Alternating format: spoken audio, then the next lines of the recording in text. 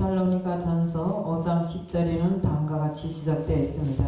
예수께서 우리를 위하여 죽으사 우리로 하여금 깨어있든지 자든지 자기와 함께 살게 하셨느니라.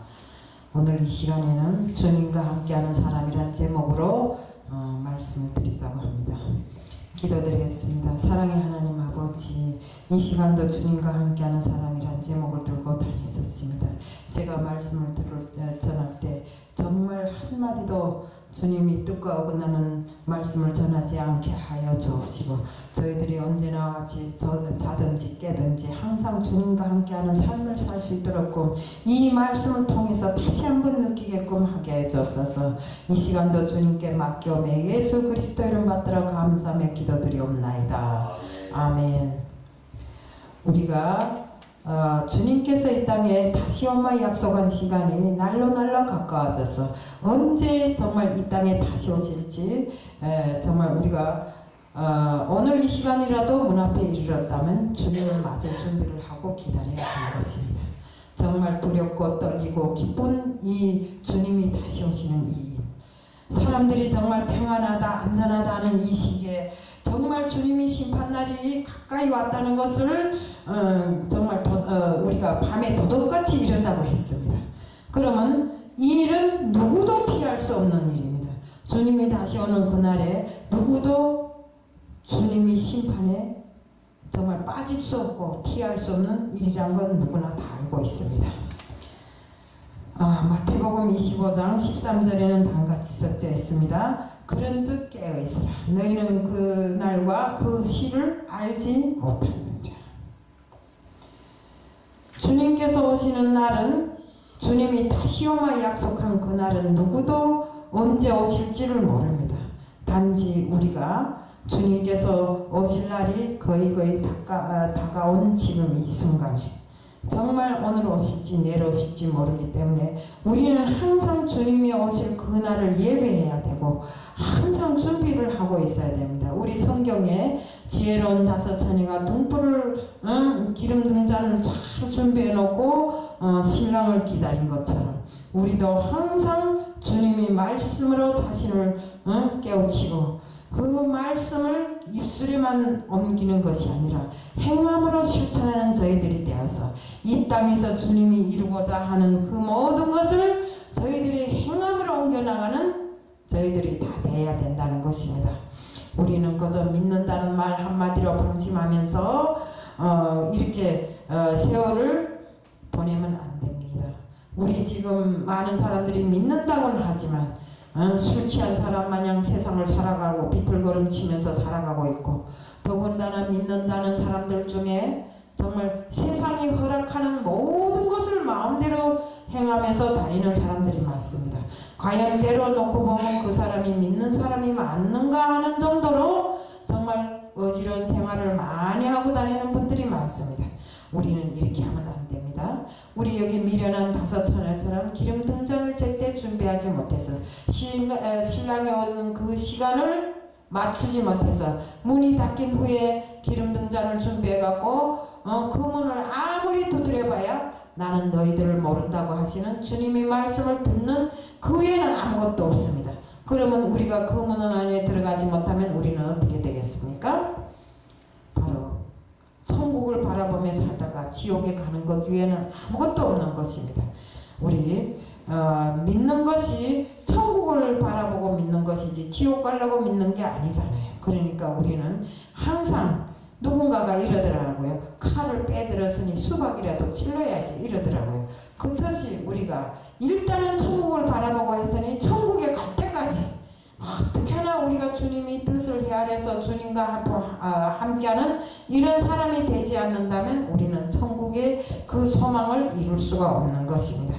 우리는 어느 시간에 오실지 모르는 그 주님을 맞을 준비를 정말 그 밤에 도둑같이 온다 했으니 언제 오실지 모르잖아요. 그러니까 그 준비를 정말 날마다 진실로 해 나가야 되는 것입니다. 우리들이 정말 평안하다고 안전하다고 이렇게 마음 놓고 있을 때 주님이 도둑같이 오신다 했잖아요. 지금 시기가 바로 그 시기입니다. 우리는 세상 것에 취해서 정신을 못 차리고 이렇게 살아가고 있는데 주님이 오실 날은 하루하루 지금 안겨지고 있는 것입니다.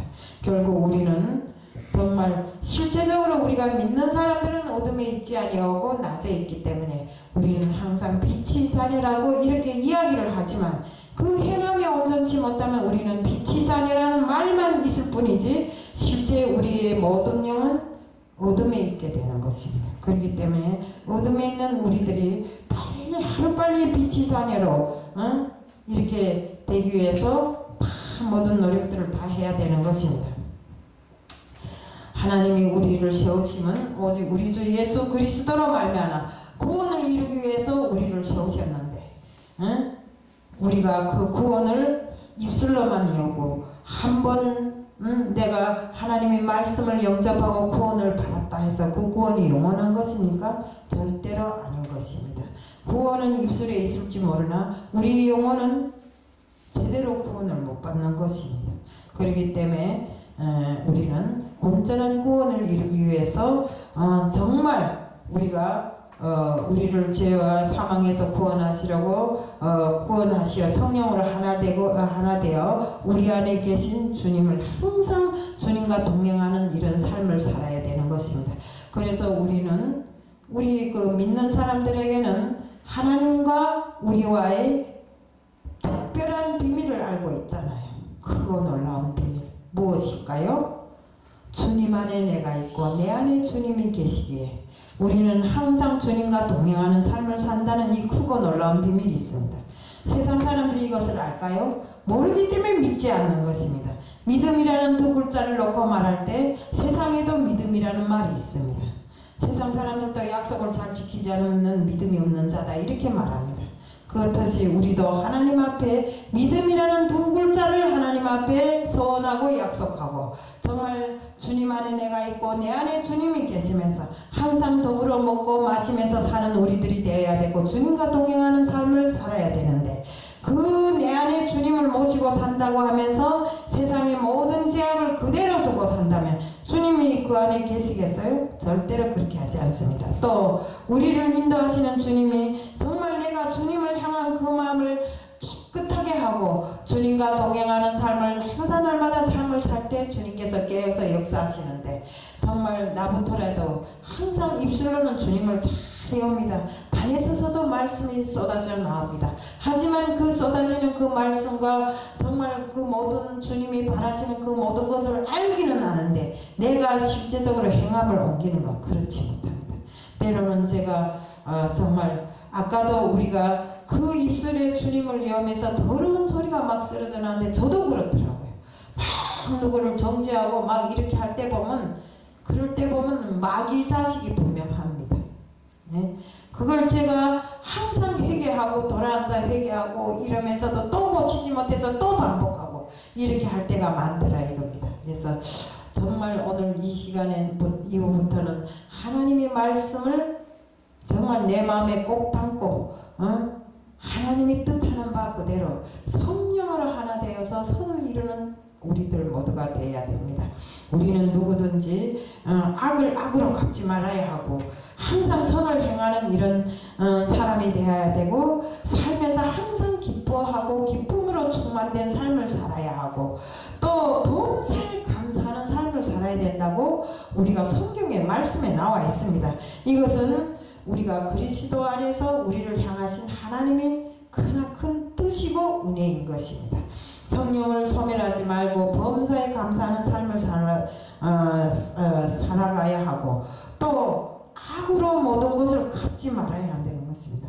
우리는 악은 어떤 모양이라도 버리라고 하신 하나님이 그 말씀을 받들어서 정말 우리는 온유하고 순진하고 정말 사랑이 가득한 이런 사람들로 세상을 살아가야 되는 것입니다. 정말 우리 마태복음 28장 20절인 다음과 지적되었습니다. 내가 세상 끝날까지 너희와 항상 함께 있으리라. 우리는 오늘도 우리 힘이 되신 주와 동행하면서 주님께서 제시하신 이 하나님의 이 말씀을 우리는 누구도 거역할 수 없는 일이고 누구도 버릴 수 없는 일인 것입니다. 우리는 믿음으로 세상을 살아가면서 주님이 자녀라고 그 이름 높이 일컬음을 받았다면 오로지 주님과 함께하는 삶을 살면서 주님께서 이 세상에 우리가 살아야 될 길을 밝혀주셨기에 그 길을 우리가 우리가 한치도 오차없이 주님께서 바라시는 그 길을 우리는 꿋꿋이 걸어나가야 되는 것입니다. 정말 믿음 생활의 길은 험난하고 험합니다. 저는 오늘 아침에 오면서 대영광을 하나님께로 하는 그런 영화도 아니고 하여튼 그런 것을 봤습니다. 봤는데 정말 그것을 보면서 너무나 많은 것을 느꼈습니다. 정말 큰 교회 목사님이 일생을 사람들을 정말 하나님께로 인도하는 일을 하였지만 그것은 육적으로 했다라고 이렇게 보더라고요. 그러면서 우리가 진실로 그들이 영을 인도하는 것은 정말 내부터 모든 것을 변형하지 않고는 다른 사람들이 그 모범을 받을 수 없다는 거.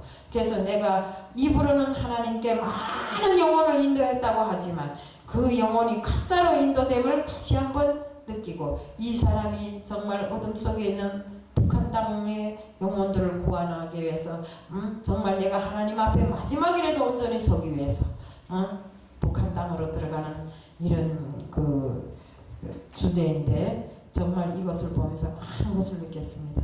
그래서 앞으로 제가 우리 하나님께서 사역을 맡기신 이 목회자들 정말 많은 양들을 우리에게 맡겼는데 우리가 그 양을 풀밭으로 인도하는 것이 아니라 검은 사마귀 골짜기로 인도한다면 어떻게 되겠습니까? 안 되는 것입니다. 그래서 우리가 먼저 하나님의 말씀을 알고 정말 하나님의 말씀이 뜻을 쫓아서 우리가 행함을 온전히 하면서 이렇게 갈 때만이 그들이 온전한 길을 갈 수 있다는 것입니다. 그래서 요즘에 나온 것이기에 우리 한국 기독교 교회 큰 교회 목사님들이 바른 길을 가지 못해서 사람들로부터 이렇게 정죄를 받는 이런 것도 다 나온 거 보니까 정말 가슴 아프고 앞으로 어떻게 살아야 되겠다는 새로운 그런 결심을 서게 하는 이런 주제인데 우리는 정말 진심으로 하나님께서 바라시는 일이 무엇인가 하는 것을 온전히 알아야 됩니다. 우리가 10명, 20명, 100명, 10,000명을 내 영혼을 구원했다고 인도했다고 자랑할 만한 이런 자랑거리를 안고 사는 게 내 영광이 아닙니다. 우리는 단지 하나님께 영광 돌리기 위해서 그 일을 하고 있는 것입니다.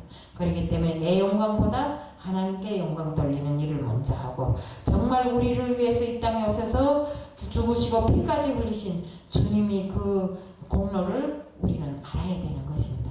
정말 이 세상을 정말 죽으심으로써 십자가의 보혈로 이기신 주님과 함께하는 우리들의 삶이 될 수 있도록 하자는 것을 말씀드리면서 말씀을 마치겠습니다.